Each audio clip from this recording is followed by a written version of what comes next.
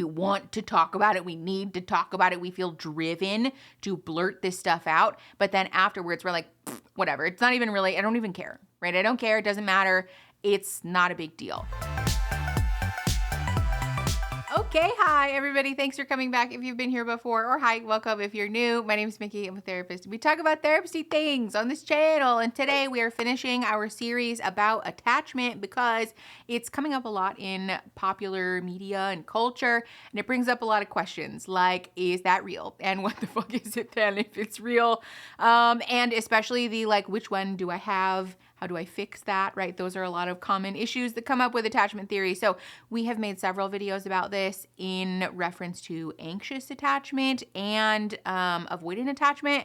Link up here for those. And if there's one thing that psychology loves, mental health loves as a field, it's a not otherwise specified bin that we put things in when stuff doesn't conform to like option A or B, which is essentially what disorganized attachment is. It's the, why not both of attachment theories. So we're going to talk about what disorganized attachment is, signs that you might have it, and then what to do a little bit if you are struggling. First of all, we need to talk about what attachment generally is. If you've already seen this, I'll put a timestamp up that you can skip to because it's, you already know this. But for those that are not familiar, attachment theory is not quite the same as the colloquial term attachment, right? The attachment that we're talking about in attachment theory is what we do when we're little babies and we are trying to figure out safety and security. This is the thing that we do with our primary caregiver. Later in life, we'll form attachments between other adults, right? Like to your partner, for example. Sometimes romantic, but not necessarily. But I do want to note here that parents should not be using attachment to their children to soothe themselves. It's something that's supposed to go one way because attachment is the way that we find safety and security as children, as adolescents, as infants, and it's not something that is meant to go the other way. That creates problems. We'll talk about that later. A lot of the foundational research for attachment theory is often attributed to John Bowlby and Mary Ainsworth because they conducted a series of experiments, one of which was called the Strange Incident, which was meant to observe the behavior of babies, infants, in response to their primary caregiver leaving the room. Essentially, this experiment and all of the foundational work that they did culminated in a theory that is meant to explain the innate human psychology that promotes our survival, but also our thriving, right? We attach to a primary caregiver to find safety and security, and they sort of serve as like a home base for us to come back to after we've explored the world a little bit, right? We're doing this. We're branching out in little bits, trying to find stuff, trying to learn things about the world. But if we have secure attachment, then we're going to continue to return to our primary caregiver because they are our security and our safety. One of the quotes that I like best about this was from a book called Attachment Theory and Research in Clinical Work with Adults. And they say that attachment refers to the enduring tie that one person has with a parent who fulfills the needs for safety and comfort. That's essentially what we're talking about. The reason that this matters is because in adulthood, we sort of accidentally reference all of the attachment things that we learned in childhood and project that onto our future partners. So if we had an insecure attachment as a child, that affects the way that we engage as an adult. If you hear like grunting or slurping noises, by the way, it's my dog. She's having big feelings and apparently really wants to clean her feet right now. So, oh, they look really cute though. Anyways, our attachment as children informs the way that we behave in our adult relationships. And so it in essence informs like what we feel we deserve and then what we're willing to put up with in our adult relationships. So if we have secure attachment in childhood, that will form because our parents are consistent and they're reliable, right? There is a phenomenon called the arousal relaxation cycle where we essentially see like baby cries because they're uncomfortable or because they're hungry or because they're lonely, right? And primary caregiver arrives to soothe the baby and meet the needs. That feels nice, obviously, when we're a child. It teaches us that the world is a safe place. It teaches us that we matter. It informs a subconscious belief that we can ask for our needs to be met and that they will reliably be met. When that doesn't happen, obviously, that doesn't feel good. So that is going to result in a problematic attachment later in life, the type of which is informed by the way that our parents shit the bed. This is basically like, what type of fucked up are you? That's what attachment theory describes. Speaking of which, disorganized attachment often develops as a result of trauma or neglect. It's common for disorganized attachment to be the result of abuse because unlike the other two attachments that we've already talked about, anxious or avoidant attachment can result from problematic but not necessarily malicious behavior, but disorganized attachment is often the result of malicious behavior. It's very common for this to be the result of abuse. Disorganized attachment is a response to the fact that our caregivers were a source of safety, but also a source of danger. We're innately programmed to view our primary caregivers as our source of safety, right? This is why it's so problematic for us to have maladaptive attachment because we want to be close to our primary caregivers. We want to feel that sense of safety. But if your parents were inconsistent, if they were abusive, that's going to create this inner conflict. And disorganized attachment, especially, this references that contradiction where we want to be close to them. We do see them as a sense of security in a way, but also if they were actively abusive to you, they become a source of danger then also. Those with disorganized attachment are more likely to report instances of substance abuse, of physical or sexual abuse in their childhood, or of witnessing those things. That's a key distinction as well. It doesn't necessarily have to be abuse that was perpetrated toward you, but sometimes witnessing abuse, substance use, substance abuse, domestic violence, those types of things can also cause disorganized attachment to form. So I do want to set the record straight about something, which is that disorganized attachment is not a mix mash of avoidant attachment and anxious attachment, which we talked about in 2 previous videos. Disorganized attachment essentially refers to the fact that neither of those strategies were actually effective in finding safety. We talked about anxious attachment essentially being a hyperactivation. So when baby cries and their needs are not met, baby starts to cry even louder. In adulthood, this looks like asking for reassurance and not getting it and asking and asking and asking and asking and becoming hyperactivated, right? Avoidant attachment is the opposite. Baby cries, doesn't get a response, so baby shuts down. Baby learns how to hide their needs and suppress their needs, not just from their caregiver, but from themselves. In adulthood, this looks like people who shut down, who pull away, who are very distant and emotionally cold from partners, family, etc. Disorganized attachment is not both of those. It's the result of having tried both of those and gotten nothing. Disorganized attachment is very chaotic. One of the quotes from the book that I mentioned earlier says that defense, of course, is organized. Disorganized or disoriented behavior is not defensive in the traditional sense, and indeed, Freud conceptualized disorganization as the state to which defense is the alternative. So essentially what we're talking about with disorganized attachment is that you have tried both, or in infancy especially, your little baby brain resorted to both and didn't get a reliable response one way or the other. So we develop a series of responses that can be very chaotic and very confusing, not just to other people, but to you also. So let's talk about some signs that you might have disorganized attachment. One, first of all, off the jump, we talked about if you had abusive parents or caregivers, that's going to be a sign that we might have disorganized attachment. Like we talked about earlier, if you witnessed abuse, meaning like DV, if your parents had serious mental illness, if there was substance abuse, etc., that can be a sign that you had disorganized attachment. Also, in ourselves, low self-esteem. If we have low self-esteem and not a very great image of ourselves, it's common for us to seek relationships with shitty people, for example, and to have poor boundaries, we're going to talk about that later. If you experience a pretty profound sense of loneliness in your life as well, that might be a sign that you have disorganized attachment, because we talked about earlier, because disorganized attachment is characterized by a very dissociative affect. Often, especially again in childhood when we're developing our attachment style, we disappear ourselves from being abused or from being neglected.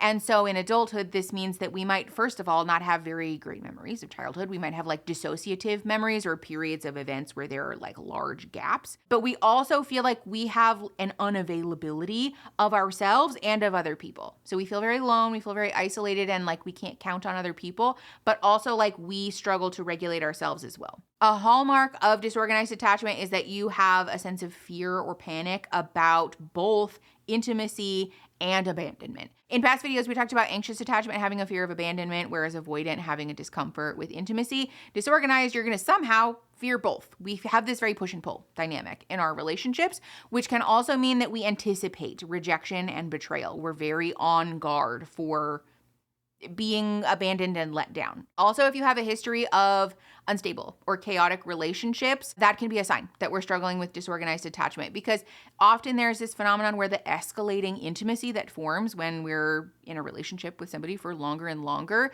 can make us feel unsafe, but it's also something that we greatly desire. So we want it, but we're very afraid of it. And when it happens, we're like, and sometimes run away, right? We're the cut and run people. I outed myself as having disorganized attachment. This is very much the come closer so I can push you away thing. Along with that, we're gonna see depersonalization and derealization be very common, as well as a rage towards our parents, rather than the apathy that avoidance will experience or the fawning that anxious attachments will experience. So in real life, what does this look like? We're going to see a lot of hot and cold behavior in relationships like we talked about. It's the push and pull thing. But also we're going to see a phenomenon where getting feedback feels like an assassination attempt. That's very difficult for people with disorganized attachment because it activates this sense of both abandonment and intimacy being a scary thing. We anticipate that rejection. And so feedback feels like rejection. We have that heightened sensitivity to that. Also, if you're a person who experiences vulnerability hangovers, where sometimes it's like you can't stop talking because you want that sense of being seen, but then afterwards you're like, oh, fuck, why did I do that? I hate that. This person's definitely going to leave me, or that was too much. That can be a sign of disorganized attachment. The other thing about disorganized attachment that I think is very interesting and not talked about enough is that disorganized attachment often comes along with this sense of very deep and profound emotion. We feel things very deeply. Communicate none of that. We don't talk about that because it's the contrast of wanting that intimacy but not feeling comfortable or safe to reach for that. So we have these very deep emotional feelings and sometimes deep emotional disclosures like we just talked about, but often we're going to be very in ourselves and struggle to externalize that or to trust people with that especially, which can sometimes mean that we have explosive emotions that are followed by periods of emptiness and absence.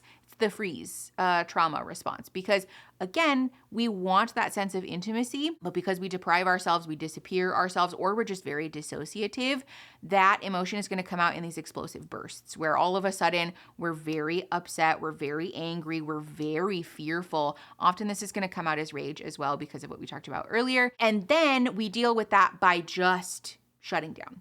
We disappear, we dissociate. If you're somebody who has like very intense emotions, but then you feel nothing and you're over it and other people are like, hello, like you were super upset a minute ago and now you just like feel nothing, that can be a sign that you have disorganized attachment. It's also common for people to do this, right? The emotional disclosure followed by sarcasm, by making a joke or having that inappropriate laughter thing when we're crying. It's very common for disorganized attachment folks to distance themselves from the intimacy of emotional expression by being sarcastic or by making a joke out of it and kind of pushing it away. Along with that, very common for disorganized attachment folks to feel a sense of shame or discomfort with people supporting you. So when people support you or they're like validating of you especially, we're often going to dismiss that and be like, whatever, it's fine. It's really not a big deal. In the book that I talked about earlier, one of the quotes that I thought was lovely, this pattern is surely familiar to clinicians who observe a client spend most of the therapy session with anxious or angry complaints about the thoughtlessness of a close relationship partner, only to end the session with a dismissing avoidance statement about not caring at all about the treatment received. This is the hallmark of disorganized attachment. We want to talk about it. We need to talk about it. We feel driven to blurt this stuff out. But then afterwards, we're like, whatever. It's not even really, I don't even care, right? I don't care. It doesn't matter. It's not a big deal. So obviously, if you have disorganized attachment, you can feel very overwhelmed and dysregulated because you're getting tug of war. You're getting pulled in different directions, and that feels very overwhelming. I do want to pause here and be clear that often disorganized attachment gets a stigma of being like terrible, shitty, irredeemable people. That's not true. None of the attachment styles indicate that you're a terrible, irredeemable person. It is, like we talked about earlier, it's literally just a way to describe the way in which your parents fucked you up. None of this is a prescriptive statement about your worthiness or about your behavior, right? Free will exists. We can identify that we have this attachment style and work to become people who can acknowledge that in ourselves and sit with that while also choosing to make choices that are more reflective of our best selves, of the values and beliefs that we feel that we resonate with most strongly, right?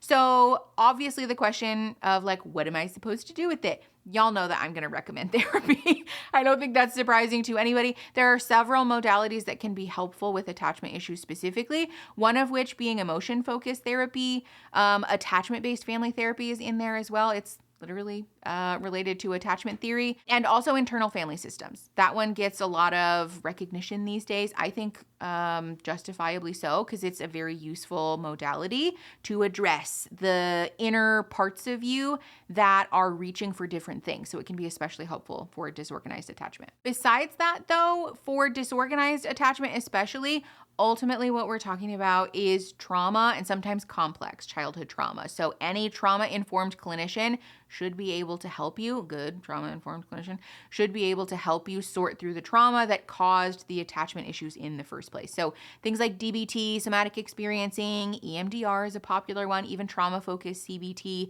all of those are going to be good things to look for if you're looking for a therapist. Speaking of which, there are always links in my description for you to find a therapist. They're not affiliate links. I don't get paid. I don't give a shit. I just want you guys to be happy, to live your best lives. And there are resources for intersectional, affordable, accessible therapy as well. So please go look at that. It's very important. If you're looking for a therapist, I want to encourage you to start there because there's lots of great resources. I want to be very clear that this style being misunderstood carries a lot of stigma, and so it's very normal if you feel a sense of shame about that, and you're not fucked up. Again, I want to be clear, attachment styles just describe the way in which we might need further support from a therapist or from our family and friends, especially having open conversations about this is what's happening for me, right? My initial response is XYZ, so I would love some support in ABC ways is a great thing to know about ourselves. And that's what I want you guys to take away from the attachment style series,